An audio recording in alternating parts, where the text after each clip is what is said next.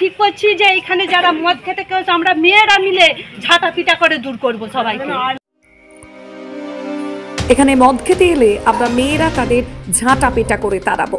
আরামবাগের খানাকুলে চুরির ঘটনা যেন দিন দিন নতুন নতুন রেকর্ড করে চলছে।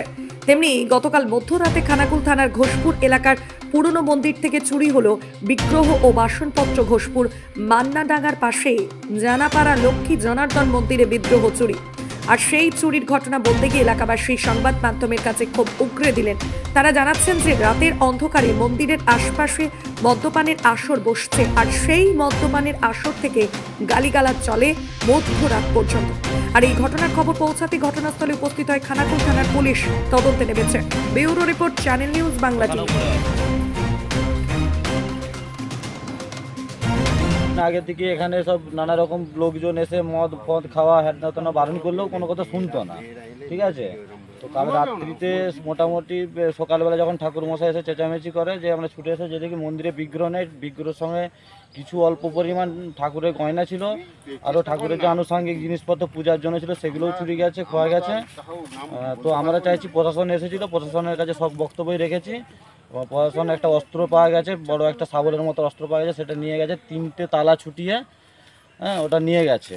3টে তালা ছুটিয়ে মন্দির থেকে রাত্রিতে ওটা চুরি করে নিয়ে গেছে। আজকে বৃহস্পতিবার, প্রশাসন আশ্বাস দিয়েছে যাতে ওটা ফেরত পাওয়া যায়। আমরা প্রশাসনের কাছে অনুরোধ করছি যেন ওই মন্দির থেকে ওই যে অস্ত্র ঠাকুর চুরি গেছে সেটা যেন ফেরত পাওয়া যায়, এবং মন্দির চত্বরে যারা এসে অসামাজিক কুকাজগুলো করে তাদের বিরুদ্ধে যেন প্রশাসন কড়া ব্যবস্থা নেয়, এইটুকুন প্রশাসনের কাছে বিশেষ অনুরোধ। কারণ প্রতিনিয়ত এইগুলো এখানে আমাদের মেয়েরা পাঠ করতে আসে, দিনে বলেন দুপুরে বলেন পাঠ করতে আসে, এখানে বসে মদ খাচ্ছে, বিড়ি খাচ্ছে, গাঁজা খাচ্ছে। তো আমরা বহুবার বারণ করেছি, তারপরেও শোনেনি। আমরা চাইছি যেন সামাজিক যে অসামাজিক যে কাজগুলো হচ্ছে এগুলো যেন আগে বন্ধ করা। এগুলো বন্ধ হলেই আশা করছি এই চুরি চামার এগুলো বন্ধ হয়ে যাবে। তারপর আমার কিছুদিন আগে দাদারই গাড়ি চুরি গেছে একটা রামপ্রসাদ থেকে, মোবাইল চুরি হচ্ছে বাজার থেকে প্রতিনিয়ত। তো প্রশাসনের কাছে অনুরোধ যেন এগুলোর বিরুদ্ধে কড়া অ্যাকশন নেওয়া হয় এবং ওই অসামাজিক কাজ যারা করছে তাদের যেন ধরা হয়।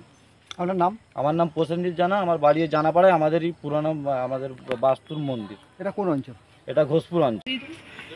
নিয়ে চলে গেছে কাল রাত্রে, তালা ছুটিয়ে 3টে গেটে তালা ছুটিয়ে নিয়ে গেছে। প্রশাসনকে জানিয়েছেন বিষয়টা? হ্যাঁ এসেছেন। প্রশাসনের পক্ষ থেকে কি বলা হলো? আর একটা অস্ত্র পাওয়া গেছে, একটা শাবল পাওয়া গেছে। কি কি আনুমানিক কি চুরি গেছে? কি গেছে চুরি গেছে? চুরি গেছে ঠাকুর, লক্ষ্মী, নারায়ণ, দুটো গয়না, তার গয়না ছিল, আমাদের যে থালা বাসন কোসন যাবতীয় যা ছিল ঘন্টা বাসন কোসন সব ছিল, সব নিয়ে চলে গেছে। একটা অস্ত্র পাওয়া গেছে। এখন আপনাদের পক্ষ থেকে কি চাইছেন? আমরা চাইছি যারা এমন কাজ করেছে তাদেরকে প্রশাসনের কাছে আমাদের আবেদন যেন তার দিকে ধরে কঠোরতর যেন শাস্তি দেওয়া হয় তাদেরকে।